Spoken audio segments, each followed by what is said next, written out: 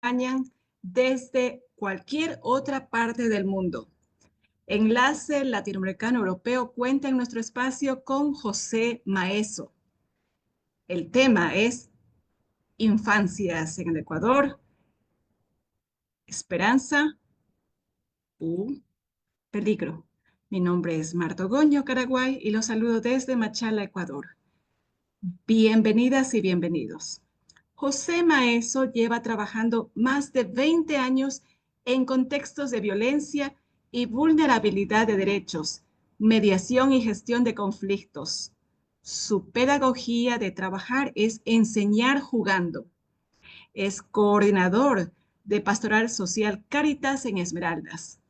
Como recomendación a nuestros viewers, les pedimos que visiten siempre la página www.naciondepaz.org y también la página www.pscaritasesmeraldas.org.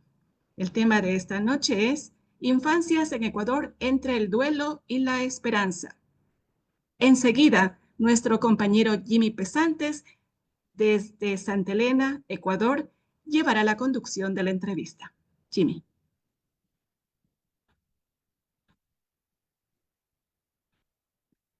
Prendemos el micrófono, Jimmy, por favor. Sí, buenas noches en Europa, buenas tardes en Ecuador. Llevaré la moderación. Ahora estamos conversando con José Maeso y damos inicio a esta ronda de preguntas. Recordamos que el tema del conversatorio es Infancias en Ecuador entre el duelo y la esperanza. Hemos visto casos extremos en los últimos días en Ecuador, casos de desaparición forzada, de asesinatos de niños. ¿Cómo afecta este tipo de hechos a la percepción de la infancia en situaciones de conflicto o abusos de poder, José?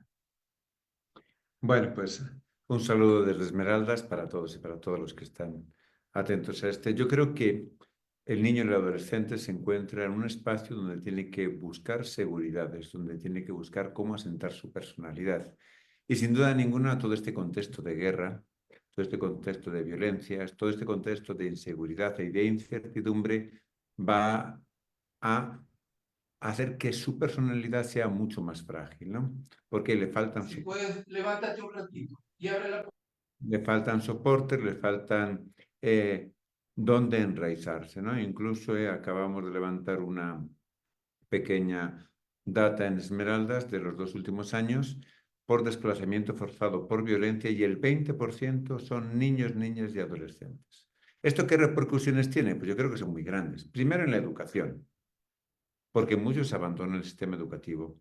Segundo, en todo lo que es protección de derechos, en el sentido que pierden su derecho a un espacio público a jugar, derecho a la educación, derecho a un ambiente sano, incluso derecho a un nombre y una nacionalidad porque se les hace desplazar.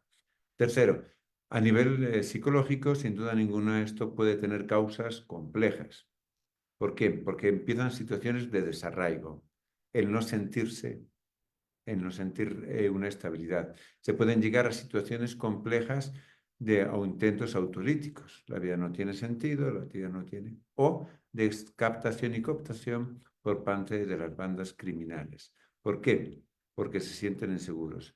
A veces es la violencia de las GDO o a veces también vemos que puede ser la violencia de ciertos elementos que en vez de proteger a nuestros ciudadanos, hacen todo lo contrario, como presuntamente ha ocurrido en Guayaquil y en otros muchos casos que tenemos confirmados y que tenemos también en Esmeraldas.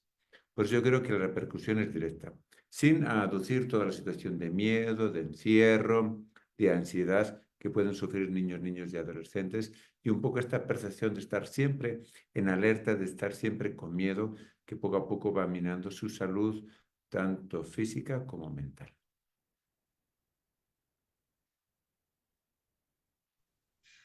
Sí, bueno, en esto de las percepciones es muy importante ver también qué hacen la sociedad o qué hacen los adultos con relación a sus familiares, sus amigos.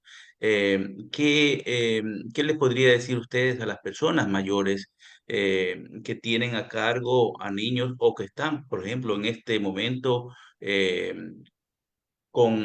tal vez con familiares desaparecidos? ¿Qué se podría hacer con ellos? Pero yo creo que lo primero es que no hay que normalizar la violencia, pero sí que hay que aprender a convivir con la violencia, porque por desgracia si no nos vamos a ahogar. Segundo, hay que fortalecer todas las redes de apoyo. Y las redes de apoyo van desde la familia, van a los barrios, siguen subiendo a todo lo que son las unidades educativas, las iglesias y las organizaciones, tanto barriales como organizaciones sociales, que sin duda ninguna pueden dar apoyo. Sabemos que en Ecuador hay un poco de organizaciones que dan apoyo a estas personas y también exigir la exigibilidad de derechos, ¿no? Que se clarifique, o sea, verdad y justicia creo que son fundamentales, que es lo que está sucediendo en nuestros países. Y creo que es importante que aprendamos de las lecciones de la historia latinoamericana.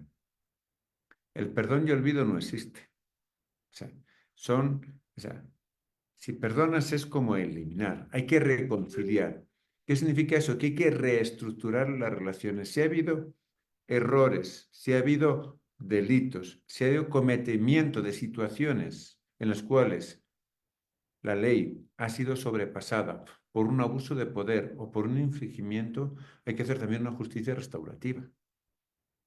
Y claro, nos hemos acostumbrado a oír que se dijo que, bueno, va a haber perdón presidencial para todos aquellos. Cuidado, cuidado.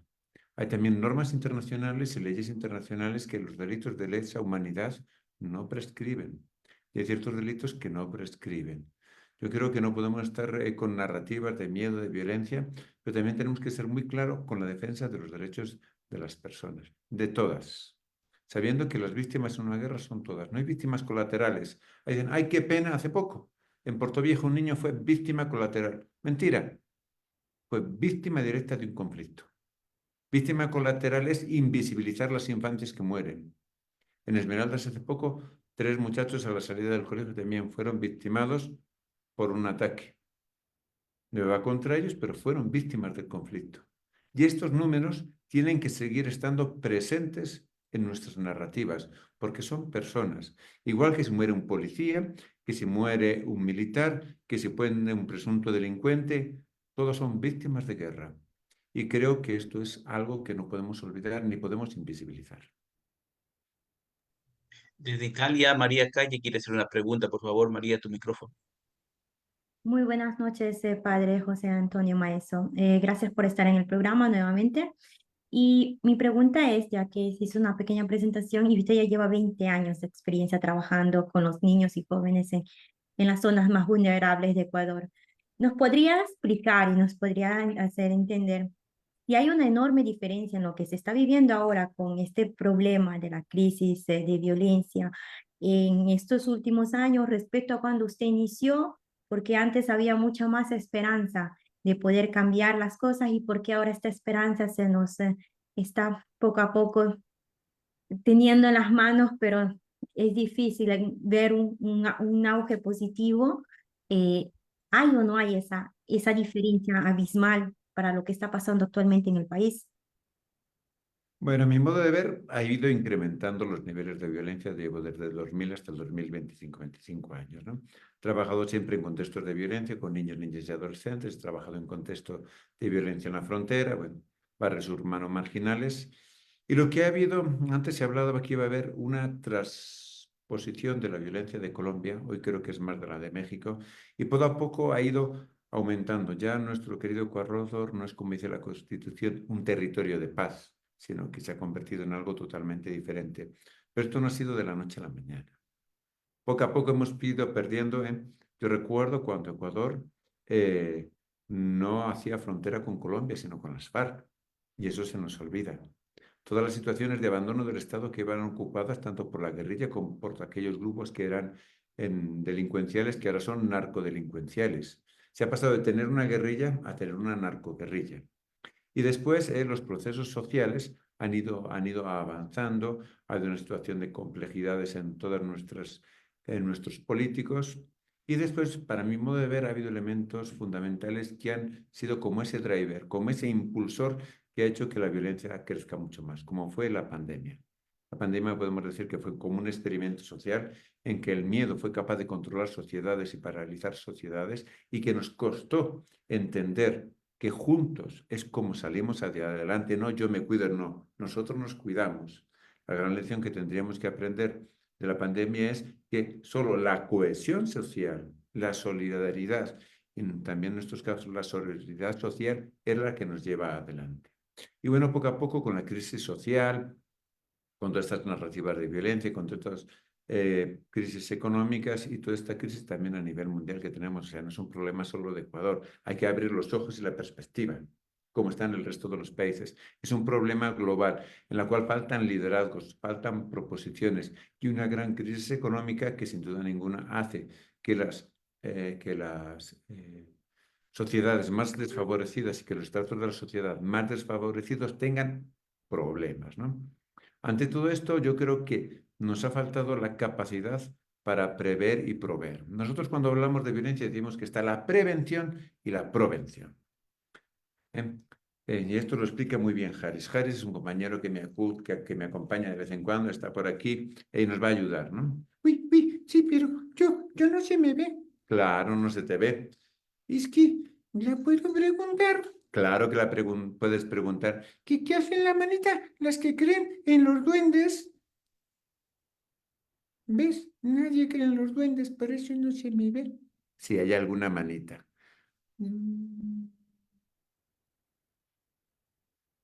Uy, ya sí que aparezco. Claro que apareces. Hola, yo me llamo Haris. Bueno, sí, Haris. Pero no has venido aquí solo a presentarte tú. Ay, no, he venido a dar dos conceptos que creo que son importantes. A ver, ¿y cuáles son conceptos? Y la prevención. ¿Y qué es eso de la prevención? Pues es como el jarabe para la tos o como las vacunas que las ponen en... aunque te duelen un poquito, después te evitan de problemas mayores. Exactamente, y en la violencia también podemos hacer lo mismo. Exactamente, quitando aquellos elementos que hacen que las cosas se pongan complicadas, evitando que los conflictos se conviertan en violencia y transformándoles en oportunidades. Pero también está otra cosa. Ay, sí, la... Eso, la prevención. Exactamente, ¿qué es la prevención? Pues prevenir, ojo al piojo, cuando sabemos que pueden ocurrir cosas complicadas, adelantarnos. Exactamente, la prevención es esa capacidad de saber que si en situaciones complejas puede haber conflictos, adelantarnos y como los deportistas ponernos fuertes para participar en los conflictos y hacerlo de una forma mucho más dialogante, no con violencia, sino con consensos y a través de la empatía. Exactamente, yo creo que es un poco lo que se nos ha olvidado. Sí, yo creo que a veces se nos olvida en nuestra historia. Yo creo que sí, que el pueblo ecuatoriano a veces tiene mala historia, mala memoria. Hecho, como tú, que ya estás con el alemán ese. Eso, tenemos un poco de Alzheimer histórico. Y se nos olvida, nos acordamos de los 500 años de la invasión, pero se nos olvida la historia reciente que nos ha dado muchos problemas. Y eso hace que nosotros no provengamos los problemas. Exacto, no estamos ojo al piojo, sino que a veces por las narrativas nos dejamos llevar por el viento para acá, para allá, pero no escuchamos y no vemos así, atentamente. De alternancias que nos han hecho. Yo creo que nos hemos hecho así, de la vista gorda, porque estábamos muy cómodos. Y cuando estalló el conflicto, ahora sí todos asustados, de aquí para allá corriendo y en estrés. Y eso creo que es un poco lo que nos ha faltado, ¿no? Leer nuestra propia historia y también resignificarla desde la resiliencia colectiva. Muy bien. No sé si te he contestado. ¿Te he contestado o no te he contestado? Sí, me ha contestado bastante, pero también quería hacer una pregunta. Una cosa que en la última parte que estaba diciendo, la prevención,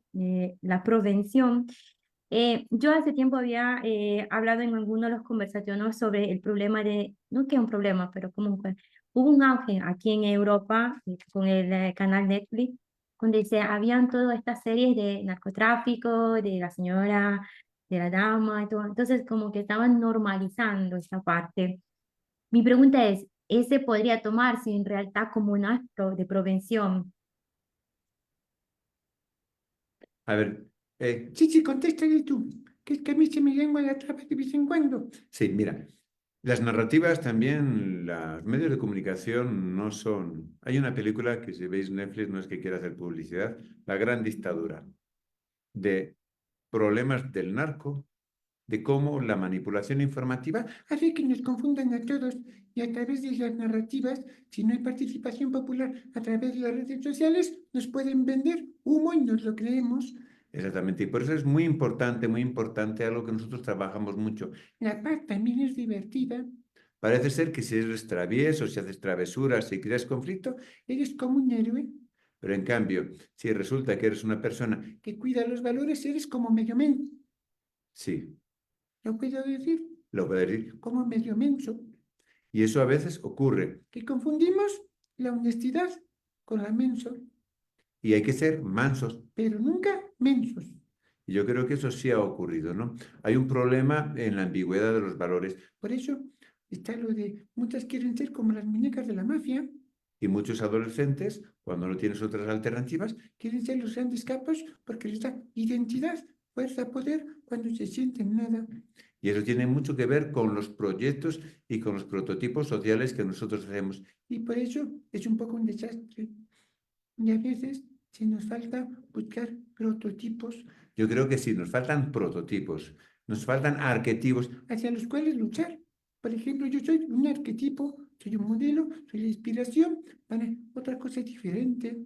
Y es proyectar un poco nuestros sueños, no solo en negativo, sino también en positivo. ¿Me expliqué? Sí, sí, de hecho eso era donde yo quería llegar, porque una cosa que se está difundiendo, como usted ya lo estaba respondiendo, en las juventudes, es que al menos las niñas, antes se decía, ese chico de ahí no es muy bueno, anda metido en cosas que no tiene que hacer y como que se tomaba la distancia. Ahora en vez es lo contrario, espérese, tengo que entender quién es el que tiene más poder y yo con él me meto. Y ese pase pequeñito que uno no se da cuenta, a veces es el dolor de cabeza más grande, si no solo dolor de cabeza, de los padres porque no logran alcanzar en tiempo a bloquear todo esto. O cómo va a trobar una solución que no sea propio esa de caer y botarse en las manos del más duro que lleva el poder del mando en la zona. Claro, pero hay una ambigüedad. Claro, hay una ambigüedad. Los que vivimos en contextos complicados ya no sabes de quién te puedes fiar. Sí, porque hay fuerzas de seguridad del Estado que mal llevadas por el sistema democrático cometen infracciones como lo que es detenciones ilegales, requisas ilegales, y a veces quien nos debe proteger se convierten en aquellos que nos... Ya saben ustedes, y esto no es politiquería, esto es defender los derechos y defender el Estado. Y hay que hacer que el Estado sea Estado. Exactamente, el Estado tiene un rol protector, no solo con las Fuerzas Armadas, con la salud, con la educación, con las oportunidades, con la vivienda, con el cuidado del medio ambiente. Porque en Esmeraldas llevamos intoxicándonos por el basurero más de un mes y a nadie le importa. Por eso está así tan abrigadito, porque está lleno de catarro y de gripe y estamos todo el día intoxicado. Exactamente, y es un poco la situación que tenemos, ¿no? Pero hay que coger el Estado con todo y por todo. Y lo que tenemos que exigir, la exigibilidad de derechos, es de nosotros los ciudadanos. Y tenemos que organizarnos. Y no es cuestión de partidos. Y si hay malos elementos donde haya, hay que denunciarlos y apartarlos y aclarar las situaciones, no taparlo. Porque los muertos, uy, acaban apistando y acaban haciendo cosas peores. Y es sí que es importante porque ahorita, claro, en ciertos barrios no se sabe quién tiene más miedo y quién protege más. Y cuidado con los buenos y los malos. Aquí no hay buenos ni malos. Todos tenemos capacidad para el bien y capacidad para el mal. Todos tenemos un corazón bondadoso y a veces hacemos estupideces que nos pueden salir muy caras. Exactamente, y eso es lo que evitarlo, ¿no? Y a veces el miedo, el cansancio, hace que haya estas situaciones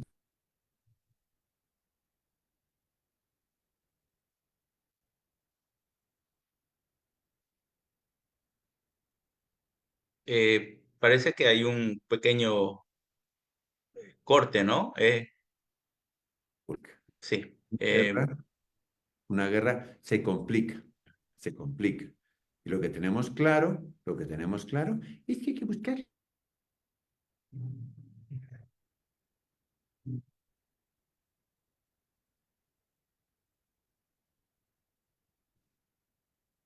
Estamos teniendo un poquito de problemas técnicos. Sí, ojalá que se mejore la señal. Uy, no me se escucha. Sí, se cortó un poquito, pero ahora lo volvemos a escuchar. Pero es precisamente eso lo que también queríamos preguntar, ¿no? Digamos, el rol del Estado. ¿Qué ha pasado con la relación Estado, con la problemática que tienen los niños y adolescentes, con la violencia que existe en este momento? Em, ¿Qué diferencia hay entre lo que pasaba, por ejemplo, hace 8 años y lo que tenemos ahora, cuando ha habido una degradación digamos, del aporte que hacía el Estado a la sociedad? Hemos visto una reducción de la inversión en lo social, en la educación, en la salud. ¿Eso ha tenido una relación directa? ¿Nos podrías aclarar algo sobre lo que está sucediendo en este rato, ese grado de violencia que hay en la sociedad? Sí, sí, eso es muy importante, pero cuéntaselo tú, cuéntaselo tú. Sí, y es que mientras la tos, me voy a sentar un poquito. Eso, siéntate un poquito. Yo creo que ha habido, hace unos años, un boom grande en todo lo que son los derechos de las infancias, pero se nos olvidó trabajar un poco las responsabilidades y quizás no dimos, sobre todo a ustedes los docentes, a nosotros los docentes, herramientas para articular y gestionar bien toda esta situación. En estos momentos estamos en una criminalización y racialización de la pobreza y de los adolescentes. Yo solo les hago que veamos los medios de comunicación. Estos días no hay más que adolescentes en los medios que son terroristas, entre comillas, presuntos terroristas. Todo a partir de un hecho y de un evento que ocurrió a partir del 8 de diciembre. No normalicemos las cosas, no maquillemos la realidad. La realidad es mucho más compleja de lo que parece. Y sí es cierto que como estados estamos pasando a una criminalización, se quiere cambiar todo el sistema de protección de niños, niñas y adolescentes, hacerle mucho más punitivo, pero se nos olvidan dos cosas, lo restaurativo y el desarrollo humano integral de cada uno de los niños. Yo creo que atajamos el problema en las puntas y no vamos a las raíces. Sabemos que la educación, la calidad de la educación ha bajado, la calidad de la salud ha bajado. Los indicadores en Esmeraldas son los primeros, pero para abajo, en el fondo, ¿no? ¿Qué ocurre? Que si no tenemos una calidad de vida, si no trabajamos y tratamos a las personas con dignidad, si le tratas como basura, ¿cómo te va a responder? ¿Dónde queda su dignidad? Se va a defender. Y los que posiblemente muchos años han sido víctimas de una violencia estructural, esto no ha sido de un año ni dos, es histórico, víctimas de una violencia estructural, han encontrado una oportunidad probablemente no adecuada, no adaptativa, para gestionar su situación de empobrecimiento y de violencia, porque no hay ricos y pobres, hay gente que tiene mucha plata y empobrecidos. Y realmente el reparto de la riqueza está bastante mal. ¿Y a qué me refiero? Que tenemos que seguir trabajando por la institucionalidad. No podemos privatizar el Estado, no podemos privatizar la educación, la salud, porque quitáramos derechos a los más empobrecidos. E incluso la comunicación. Gracias a Dios se democratiza por las redes sociales, pero tenemos que estar muy atentos para la defensa de nuestras infancias y nuestras adolescentes. Recuerden que hace un año se hacía viral cuando fuerzas del Estado golpeaban y masacraban a muchachos y todo el mundo aplaudía. Un año después nos quejamos, porque los de 4 de Guayaquil son la punta del iceberg, nos quejamos de a algunos se les ha ido la mano. ¿Qué narrativas hemos estado dando? Hemos estado incitando a la violencia, a la venganza, al resentimiento. Cierto es, esto es un boomerang, que hubo mucha presión por las bandas criminales, estábamos muy cansados y dijimos que vayan a como sea, pero que lo acaben. Pero se nos olvida que el fuego no se apaga con gasolina. y que estalla. Al principio nos puede parecer que se controla, pero después se vuelve incontrolable como es en estos momentos. Y claro, yo solo digo un dato. Tenemos las cárceles controladas, tenemos toda la costa zona lleno de esos cárteles y acaban de matar en la cárcel de un balazo, en la cárcel más segura, a una persona. ¿Dónde está el control? Te has mencionado algo interesante, digamos, sobre los medios de comunicación. ¿Cuál es el rol que deberían tener o cuáles han tenido y cuáles deberían tener en este caso, digamos, para mejorar la situación en el Ecuador? ¿Cómo lo ve usted? Miren, hemos tenido una experiencia muy bonita en Esmeraldas durante este año, trabajar la comunicación para el cambio social. Que la comunicación sea un evento para el desarrollo de las personas, para la transparencia, para saber qué ocurre. Pero sabiendo qué ocurre no es para asustarnos. ¿Pero qué ha ocurrido? En Esmeraldas teníamos los medios de comunicación que cada día nos sacaban a todos los muertos. Ahora está invisibilizado. Cuando estaba todo en la situación que estalló de bombas, no visitaba a nadie Esmeraldas. Ahora sigue habiendo muertos, sigue habiendo extorsiones, sigue habiendo desaparecidos. Pero como los medios de comunicación ya no hay una presión mediática, hemos visto que estos últimos feriados estaban nuestras playas llenas de gente. Ocultar, mover, promover, los medios de comunicación tienen una función importante. Los 4 de Guayaquil se hicieron mediáticos cuando las redes sociales y los medios de comunicación los sacaron. Pero ¿cuál es la responsabilidad de los medios? Trabajar e investigar por la verdad, no tomar partido. No dejarse comprar por las tendencias políticas de un sitio, no dejarse pautar. Por eso les invito a ver esta película que les decía antes, ¿no? La Gran Dictadura. Creo que es importante ver cómo tienen que tener una función educativa.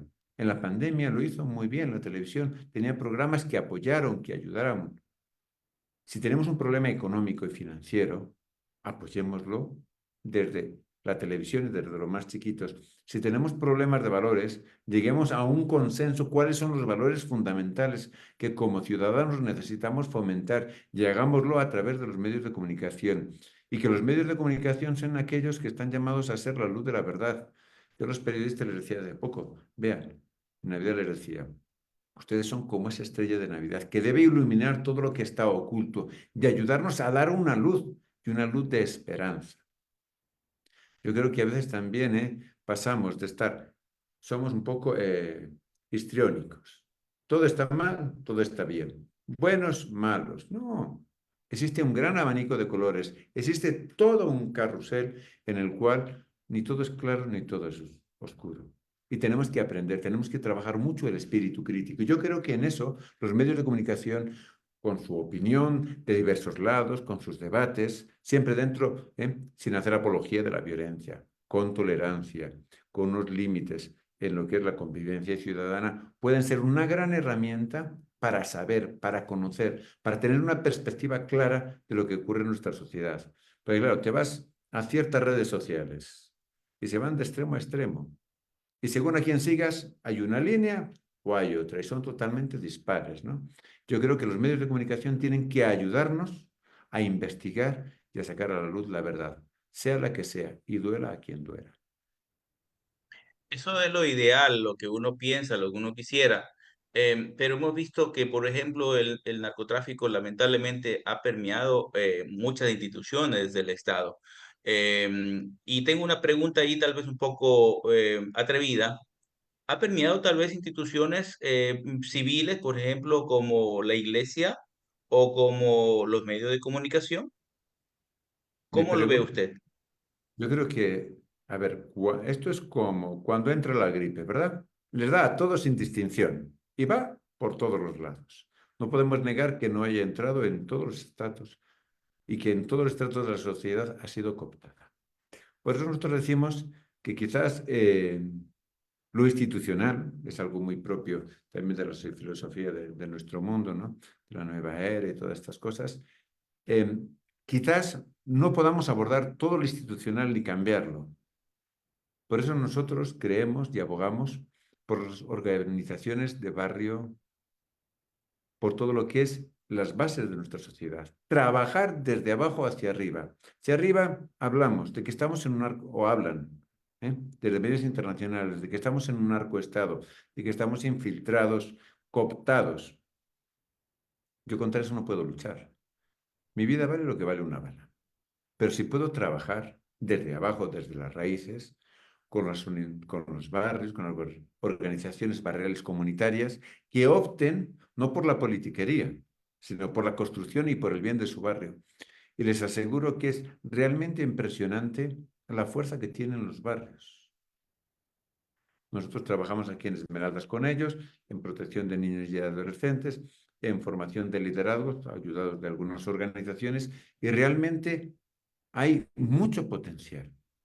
Hay mucha sabiduría popular, hay mucha resistencia ante estas situaciones de crisis y de violencia. Hay muchos que luchan por las infancias.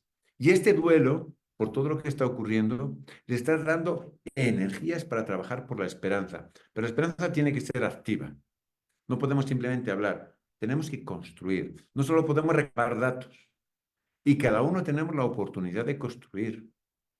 Para ser organización de barrio comunitaria solo hace falta unirnos por un mismo ideal, por el bien de nuestro barrio, por el bien de nuestras infancias, porque no haya tanta droga, porque haya menos empobrecidos, porque tengamos una vida digna, sin basura, sin. Yo creo que es importante, es muy importante el trabajo de cada uno de nosotros.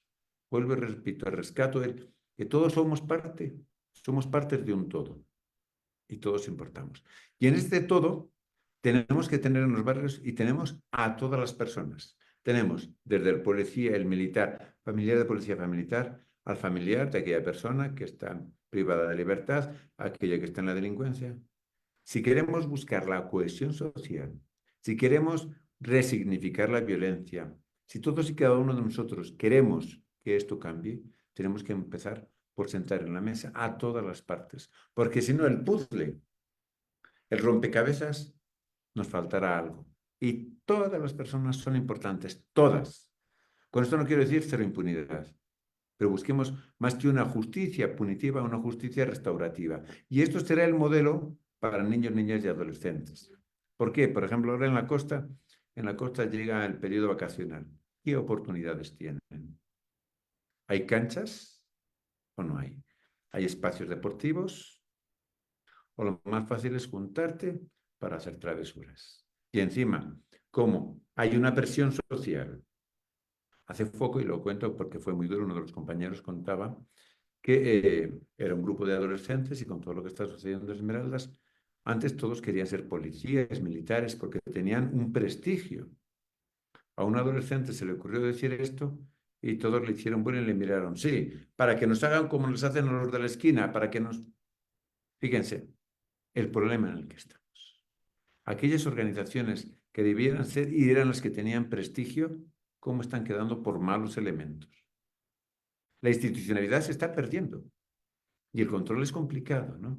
Y yo creo que también, y lo digo, o sea, porque he conversado con ellos, o sea, los militares están, muchos de ellos, cansados de estar en las calles y peleando, o sea, lejos de sus familias, lo mismo los policías.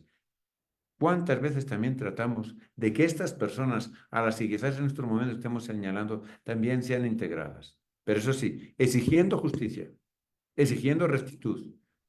Y eso solo lo podremos hacer como ciudadanos. La visibilidad de los 4 de Guayaquil fue por el levantamiento de redes sociales y de todo un pueblo. La solución está clara. Desde las bases de las organizaciones de barrio comunitarias que no estén cooptadas, desde aquellas que quieran un futuro mejor, hay que trabajar. Y siempre con un poco de locura y un poco de esperanza. Una pregunta en ese sentido de encontrar una solución. Se habla ya, y algunos estados incluso lo están tratando de resolver por ese lado, de la despenalización de las drogas. ¿Cómo usted ve eso? ¿Sería un paso a dar una solución para que no haya violencia, por lo menos eso, que no haya violencia en nuestra América Latina, en Ecuador? ¿No sería un paso fundamental ya pensar en esa solución? Bueno, yo creo que hay dos elementos. Quizás el mayor problema no sean las drogas, sino la corrupción, que hace que todo el engranaje social funcione de manera como está funcionando ahora. Segundo, creo que hay elementos históricos, En Estados Unidos tenemos cuando lo de la ley seca hubo muchos muertos, se acabó la ley seca, seguía habiendo los mismos pues, alcohólicos. Y yo creo que el enfoque es en la educación, en la salud, no en la despenalización. Yo no creo que el enfoque haya que hacerle solo en la despenalización, sino que es global. Ciertamente, si la despenalizas, quitas el negocio, baja el precio. Pero el problema es si has creado organizaciones y estructuras criminales, van a utilizar la extorsión, trata de personas, minería ilegal, maderas, etcétera, etcétera, ¿no? Pero claro, también se nos olvida que en este es un negocio que, por así decirlo, se ha expandido. El negocio del narco no es solo narco, es también trata de personas, es tráfico de armas, es minería ilegal, toda una serie de eso. O sea, ya no es solo un problema de enfocarlo en las drogas, es un problema global. Y claro, detrás de todo eso hay un elemento común, la corrupción. La corrupción, la falta de transparencia y la falta de control estatal. Ahora desde Colonia, Alemania, Elizabeth Sáenz quiere hacer una pregunta. Por favor, Elizabeth, tu micrófono.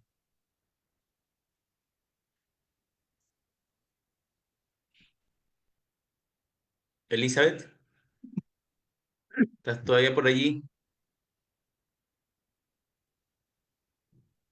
Bueno, Creo que mientras Elizabeth arregla el problema con su micrófono, ¿cómo, cómo puede ¿cómo pueden digamos, otros tipos de ayuda, por ejemplo, de estados que no estén tan corroídos como actualmente lo está el nuestro? ¿Cómo puedes haber ese tipo, una colaboración desde afuera, como para ayudarnos a solucionar el problema? Usted ve, como algunos ven, por ejemplo, solo una ayuda tal vez tipo militar, o ve otro tipo de ayuda que sería que sea más viable para colaborar en algo a la solución nuestra, o solo debemos hacerlo solo nosotros. Yo creo que debe haber un aprendizaje en toda la comunidad latinoamericana, porque tenemos experiencias en los países vecinos muy interesantes, experiencias fallidas y experiencias exitosas. Crear más cárceles no dice que solucione los problemas. Mejorar la educación, sí. Vuelvo y repito, yo creo que el problema es que vamos, cuando ya nos ha desbordado tanto, queremos agarrarle por las ramas, se nos olvidan las raíces. Si buscásemos nuevos sistemas de colaboración, por ejemplo, ¿cómo es posible que Ecuador, un país como el nuestro, tengamos problemas de luz cuando la energía eólica, la energía solar, la energía de las mareas, hace tiempo que en otros países está funcionando y no tienen problemas? Y aquí seguimos contaminándonos y encima ahora volvemos a comprar generadores no de energías renovables, sino de más contaminantes, con lo cual seguimos con el problema de la contaminación.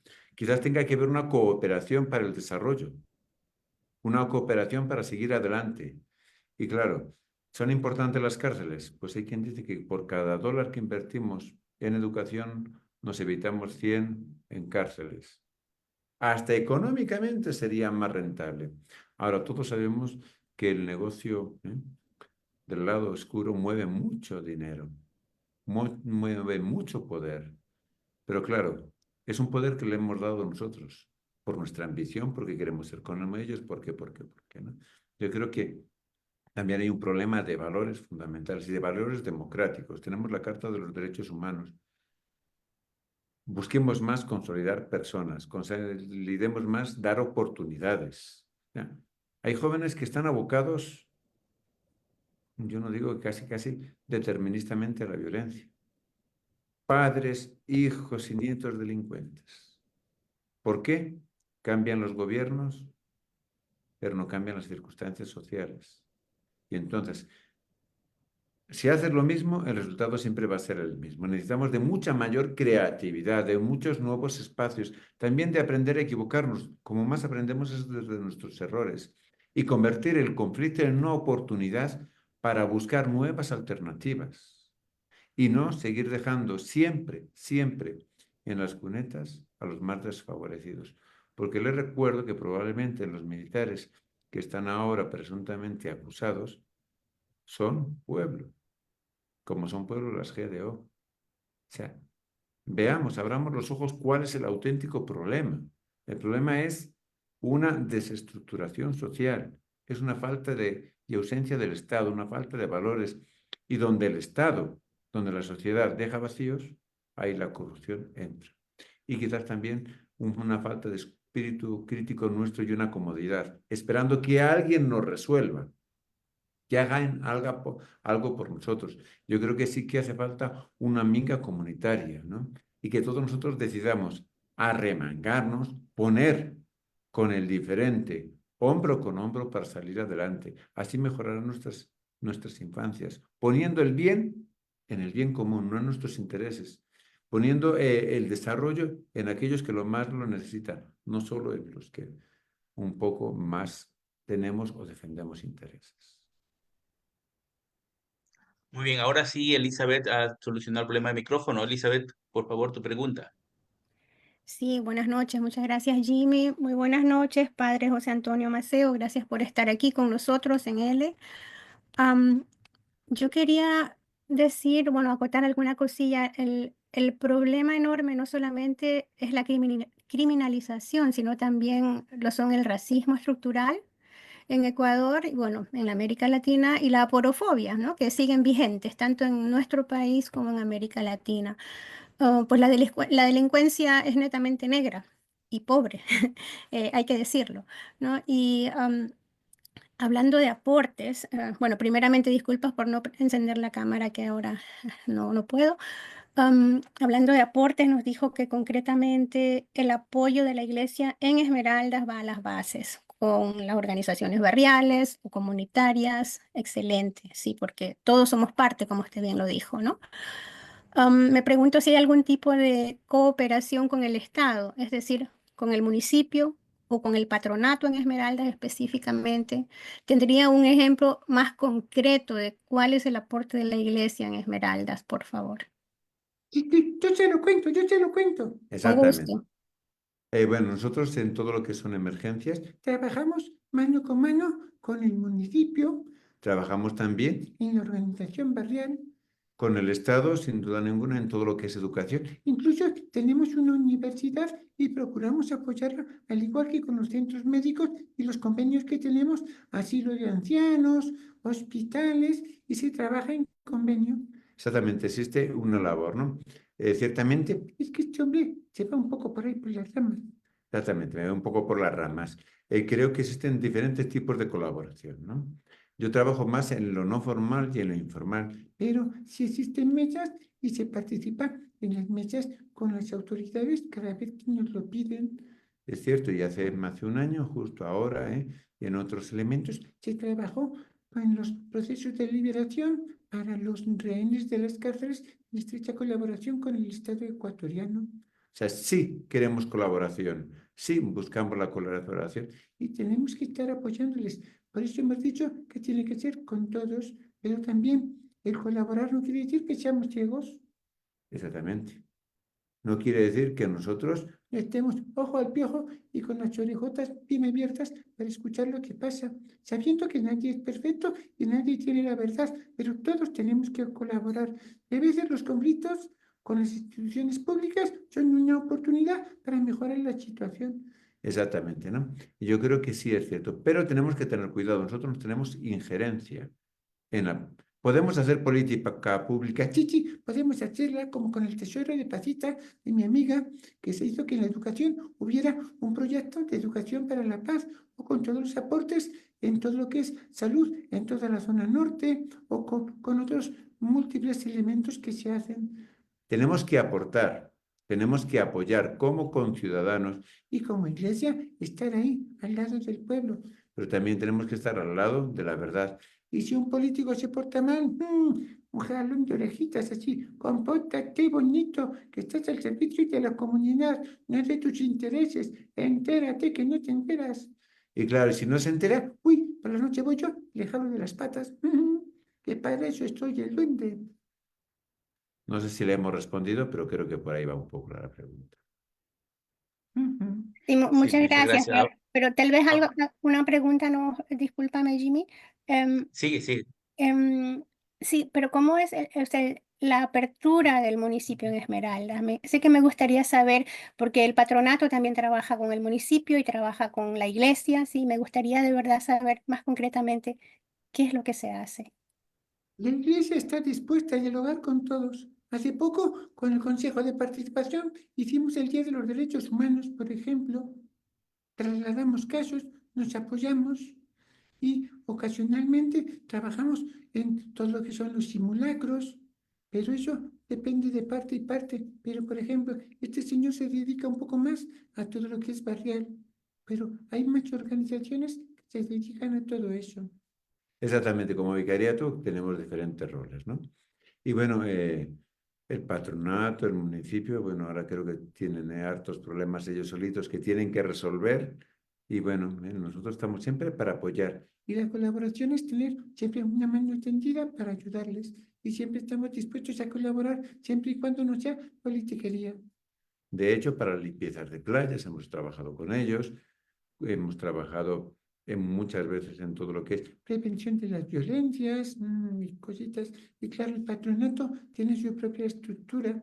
Y el patronato, yo no sé si refiere a alguna acción, pero creo que no está muy activo. Está un poquito así el municipio de Esmeralda, si no, imagínense, un mes que está El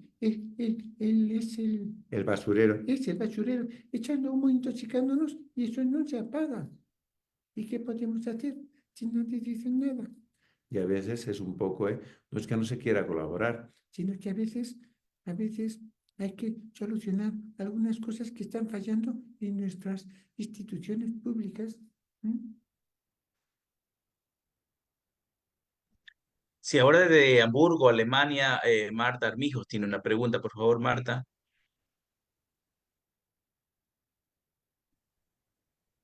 Sí, muchísimas gracias, Padre José Antonio, que esté con nosotros hoy en este conversatorio y en esta forma tan amena, que llegará también a muchos porque quizás toca en una forma didáctica, en una forma pedagógica, quizás otros sentidos en las personas.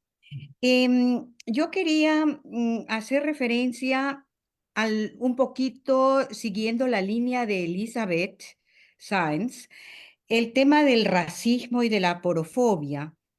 Lo vimos ya en el gobierno del señor Lasso en el censo que se hizo.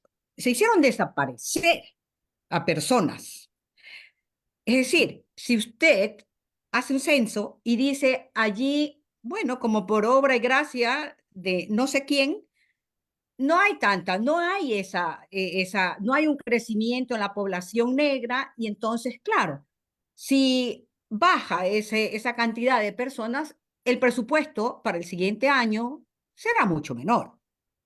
Muy dedicado prácticamente y bueno, se siente allí, se siente lo mal, lo dañino que puede ser una medida de esta forma.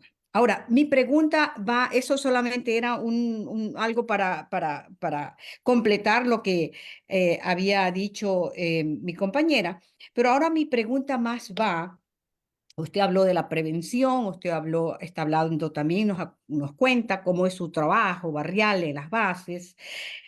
Hay muchos niños que lamentablemente fueron cooptados. Hay muchos niños que inclusive han sido llevados a asesinar, a matar, a hacer cosas que un niño normalmente no lo haría, porque es un niño. Pero por el miedo, no solamente por el dinero que le pagan, sino por el miedo a las represalias a él mismo o a su familia, llega a estos casos. Ahora, esos niños existen, no los podemos borrar, están allí. Son tragedias que han vivido estos niños. Estos niños están traumatizados. ¿Qué hacemos? ¿Qué vamos a hacer como sociedad para poder reintegrar a esos niños? No se puede decir, bueno, está bien, ok, vamos a trabajar juntos. No, estos niños necesitan un programa especial. ¿Pero cómo? ¿Qué papel podría cumplir en este sentido la iglesia? Uy, ¿qué le voy a contar? Yo es que me dan ganas de llorar con lo que cuentan. Exactamente, tenemos ciertamente, el problema es que son negros y son pobres, aporofobia y racismo, incluso bastante clasismo que tenemos, ¿no? Lo del censo realmente es un poco vergonzante porque en el censo queda invisibilizado, pero como dicen algunas marcas, lo que no se ve no se vende. Si no se ve, no existe. Y eso es un problema. Yo matizaría, algunos niños, no muchos, algunos niños han sido cooptados, algunas niñas han sido cooptadas, algunas son realmente bien una situación de lo que llamamos insilio. ¿Qué es insilio? Vives dentro de ese contexto porque no tienes cómo exiliarte, cómo irte, y tienes que aprender a vivir. Y a veces la presión te hace que seas cooptado, o porque tu familia, o por, ¿no? Lo que tenemos que hacer es crear nuevos espacios. Es una nueva realidad la que tenemos. Fórmulas ni yo ni nadie creo que tiene, porque si alguien las tendría, entonces le haríamos enseguida presidente de la República o le daríamos el Premio Nobel de la Paz. Pero lo que tenemos que hacer todos es, como en este conversatorio, ir aportando ideas, ir dando. Y como digo, la esperanza se construye, no es solo un bla, bla, bla. ¿Y después qué? Por ejemplo, nosotros tenemos programas trabajamos en educación, tanto en educación, en todos los niveles de educación y en formación de formadores con docentes. Trabajamos con universidades. ¿Por qué? Porque creemos que es importante transmitir para víctimas, como les decía, en los 2 últimos años, de Esmeraldas por desplazamiento forzado, con datos reales, 100, hemos dicho antes, 250 personas y el 20% infancias y adolescencias. Cuidado, estamos hablando de muchísimos. La tasa de deserción escolar era de más de un 20% por todo eso. Claro, entonces, tenemos que buscar soluciones y no podemos dejarlos abandonados. Nosotros vimos que al principio era importante sacarlos de la ciudad, pero también hacer unos acompañamientos. Tenemos lo que llamamos un hospital de campaña, que es un acompañamiento especializado para víctimas de violencia criminal o violencia estructural con psicólogos tanto para niños, para adolescentes y darles oportunidades a sus familias de recomponerse. La esperanza tiene que ser creativa y tiene que ser integral. O sea, ya has tenido un problema. A ver si te podemos cambiar de barrio, te podemos ayudar emocionalmente y ayudar con un pequeño emprendimiento para seguir adelante. Yo creo que eso. Claro, eso se hace en conjunto con otras organizaciones. La Iglesia trabaja mucho en red, trabajamos mucho en red. Yo soy la punta de un iceberg, de un equipo de más de 40, 50 personas que trabajan directamente conmigo en todo lo que son los trabajos de acción social, tanto en educación como en protección, como en todo lo que es el hospital de campaña de atención psicológica a niños, niñas y adolescentes. Creo que es importante saber que también es un trabajo en red, que todos tenemos una voz y algo que aportar. Pues yo creo que es importante, ¿no? Ir dando luces, ir dando y también comprometer a las instituciones públicas a que los recursos que tienen estén al servicio de esta realidad, ¿no? Y claro, está bien, hay que hablar de aporofobia, que para muchos, cuando hablamos en torno a esto está claro, pero fuera eso de que odio por ser pobre, también sabemos que hay muchos documentales que nos hablan sobre cómo en Estados Unidos las cárceles están hechos para población afroamericana. O sea, las leyes están hechas en contra de los más pobres, no en contra de los que tienen plata. Un ejemplo, cuando la primera migración venezolana, que era gente que tenía plata, aquí no tuvimos ningún problema con los venezolanos. Lo tuvimos cuando eran empobrecidos. Ahí sí. Si fueran eso, de estas figuras del cine afros, no tendríamos ningún problema, pero son niños de barrios empobrecidos. Ahí está un poco el problema y ahí está la situación un poco más compleja, ¿no? Esta situación de empobrecimiento, esta imagen de que los pobres son malos. Hemos pasado de una mistificación de bienaventurados los pobres, que eso habría que explicarlo muy bien, de mistificarlos a criminalizarlos. Y las estéticas, lo mismo. O sea, robar con corbata, estafar al Estado, ser un criminal de guerra con corbata y saco, no pasa nada. Pero si eres adolescente y tienes un tatuaje y vistes informalmente, entonces sí. También es una cuestión de estéticas, ¿no? Por eso hay que visibilizarlo, ¿no? Y vuelvo y repito, eso tiene que ver mucho con nuestras narrativas, con cómo comunicamos y con nuestra educación. Y creo que es importante. Y ahí sí que recordar el poder de los mitos.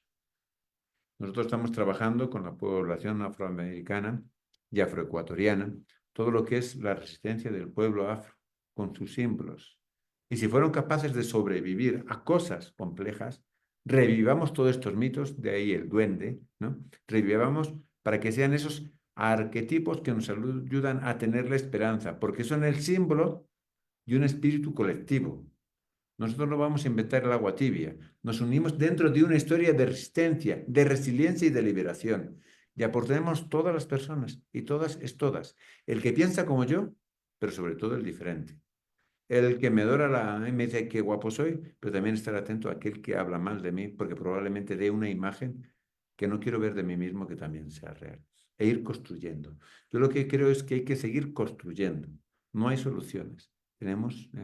La paz, decía Gandhi, no hay un camino para la paz es el camino. Yo creo que la reconstrucción y la cohesión social la tenemos que ir construyendo a todos. Si lo hacemos entre todos, todas las personas serán parte. Y si todos son parte, iremos cohesionándonos e iremos haciéndolo más fuerte. Si tenemos un palillo, uno solo podemos quebrarle. Si tenemos un grupo de ellos, será más complicado. Por eso creo que es que hay que buscar aliados. Y los aliados son aquellos que tienen un mismo objetivo, tengan la misma creencia, la misma filosofía, la misma... Pero si tenemos elementos comunes, busquemos el elemento común. Y para la paz no hay otro camino sino el de la paz. Y la violencia solo engendra violencia. Y narrativas de violencia y de odio ya vemos a qué nos están conduciendo. Muy bien, ahora para concluir, nos gustaría tener unas palabras finales para nuestra audiencia. A ver, yo últimamente no estoy dando gracias a nadie, sino decir otra cosa. Les necesitamos. Todos somos necesarios. Les necesita nuestra sociedad. Les necesita nuestro pueblo. Les necesitan los empobrecidos, los racializados, las infancias, las adolescencias. Les necesitan los políticos. Unámonos con un espíritu. Con un mismo espíritu. Y hablamos que Haris significa gracia, benevolencia, bondad. Ese espíritu de bondad que llevamos todos, lo construyamos y desde la diferencia. Y que haya espacios como estos que nos enriquecen a todos, ¿no? A mí me pedían que diera una ponencia y digo, no, prefiero un diálogo, porque todos nos enriquecemos, ustedes y yo. Me hacen ver las aristas y entre todos podemos seguir construyendo. Y que eso, que vayamos al debate para construir la paz, no para penalizar, no para castigar, sino para buscar un nuevo horizonte. Y para eso salgamos de nuestra zona de confort y sigamos adelante. Y ahora sí, no siendo fiel en mi palabra, les agradezco la invitación y su espacio y su tiempo. Muchísimas gracias. Agradecemos a nuestro invitado, el padre José Antonio Maeso, por compartir su tiempo y sus perspectivas. También agradecemos el apoyo y la generosidad de nuestros voluntarios y a la audiencia presente en este conversatorio. ELE, el Enlace Latinoamericano Europeo, es un proyecto de migrantes ecuatorianos en Europa que busca a través de la comunicación mantener un vínculo activo con la realidad que se vive en Ecuador y fortalecer al mismo tiempo la presencia de los migrantes ecuatorianos y latinoamericanos en los territorios de acogida, conservando su identidad cultural y promoviendo la integración social. Nuestra meta es construir juntos un espacio de integración y unión en aspectos culturales, sociales y políticos de manera participativa y consensuada. Los invitamos a seguirnos en nuestras redes sociales y formar parte de nuestras actividades.